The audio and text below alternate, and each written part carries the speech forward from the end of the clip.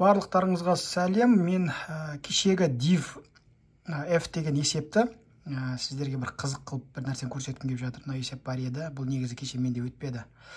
Осы есеп жалпы өздеріңіз қарап көріңіздер. Div әлі өтіп жатыр тестированиеда. Міне мынау есеп. Осыны мен орысша болып тұр да, қазір ағылшыншаға аударам. Ағылшыншаға аударып. Енді мына жердегі барлығын көшіріп алып, яғни берілгендерін, ағылшынша берілгендерін барлығын көшіріп алып, сөйтемін да, мен мысалдарын дәл көшірген жоқпын. Енді осы есепке байланысты, осы есепті түсініп, жерде қазір енді Open Chat GPT деген нәрсе бар, мен жаздым, Python код жаз дедім да. Міне барлығын көшірдім и қойдым. Сөйтті да, бұл енді жазайын деп жатыр. Міне Python коды мынандай request мынандай беретін, жерде суммасын жазады, әрбір символдардың әріптерін оқып шығады. Сөйтеді да, егер бірінші әріпі 1 болатын болса, онда request деген нәрсе жүреді. Егер 2 болатын болса, яғни жерде else болатын болса, print жүреді. Сөйтеді да, мынаның бәрін шығарып береді.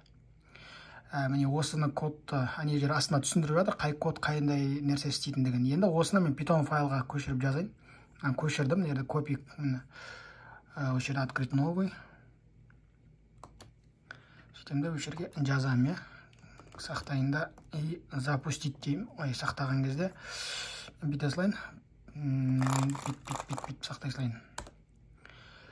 Ол маңызды емес аты. Енді жіберімін сақтадым. Енді қараңыздар, не жерге енді несін результаттарын көрсетіп өркім да. Результаттары мынандай, не жерде копи дей салам. Көшірілді.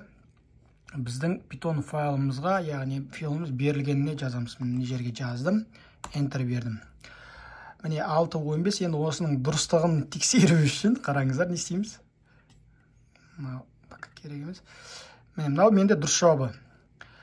Мен аны бердім, мен қараңыздар. 6.15, 14, 1, 6, 7, 36, 1, 1. Нерде 6.15, 14, 1, 1, 6, 7. Былайша қарағанда қатесіз Codeforce'тың есебін шығарып берді. Қалай сіздерге?